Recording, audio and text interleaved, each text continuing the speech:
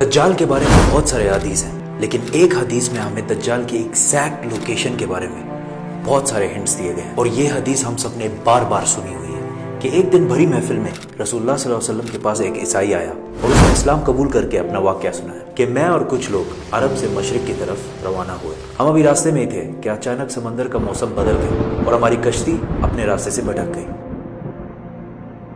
ایک مہینہ ادھر ادھر بھٹکنے کے بعد سمندر نے آخر کار ہماری کشتی کو ایک جزیرے کے پاس لا کھڑا کیا۔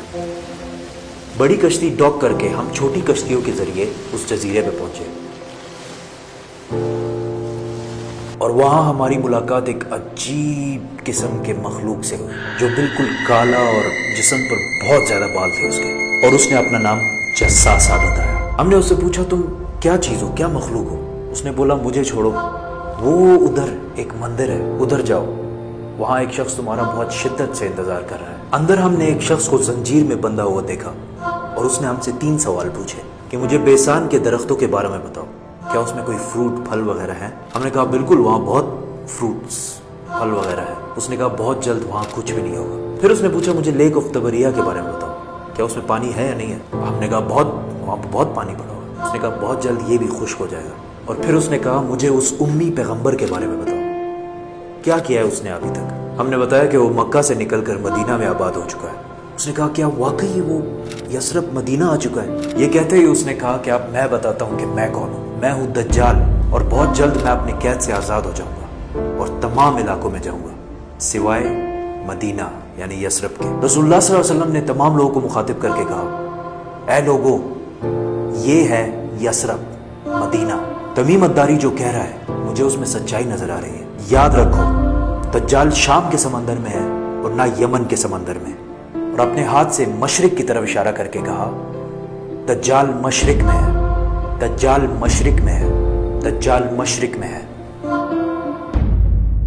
اب سمپل سی بات ہے، ایز وی نو کہ مشرق کی طرف سفر کے بعد ان کی کشتی ایک جزیرے پہ رکی تھی۔ So let's just find out all the islands east of مدینہ۔ مدینہ کے ایسٹ میں there's the famous Arabian Sea، اور اس میں مینلی 4 جزیرے پائے جاتے ہیں: Lakshadweep island in India, Socotra island in Yemen, Masirah island in Oman, and Astola in Pakistan. حدیث میں کلیئرلی فرمایا گیا ہے کہ دجال یمن کے سمندر میں نہیں ہوگا، تو یہ 2 آئلینڈز تو نکل گئے۔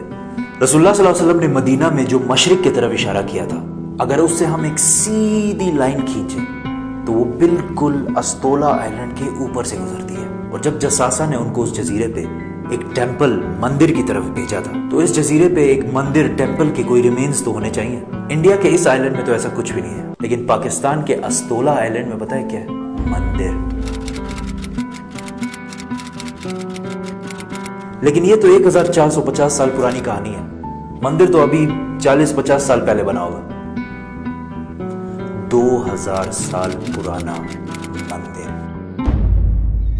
اور مندر بھی کس کا؟ کالی ماتا، ہندوؤں کی سب سے خطرناک اور خوفناک گاڈس، دیوی، جو دکھنے میں بہت خوفناک اور جس کے جسم پر بھی بہت زیادہ بال ہیں۔ کچھ یاد آیا؟ جساسا۔ ان صحابیوں نے جس عجیب سے مخلوق کی بات کی تھی وہ بالکل ہندوؤں کے اس بھگوان سے ملتا جلتا ہے۔ لیکن اگر آج آپ استولا آئلینڈ جائے تو آپ کو دجال نہیں ملے گا۔ وہ آزاد ہوا ہے یا نہیں یہ تو نہیں پتا، لیکن یہ جو جساسا ہے اس کو غور سے دیکھیں۔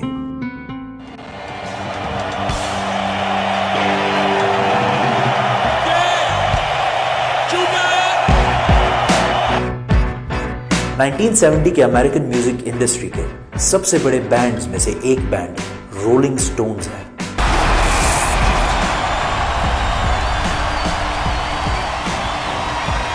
جس نے اپنا یہ لوگو ہندو گاڈس کالی ماتا سے انسپائر ہو کے بنایا، اور یہ لوگو پچھلے صدی کے سب سے مشہور لوگوز میں سے ایک ہے، اور رولنگ سٹونز بینڈ کو one of the greatest of all time مانا جاتا ہے۔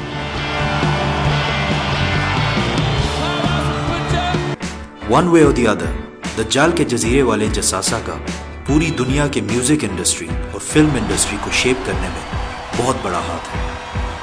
کوئنسیڈنس؟ اور maybe not.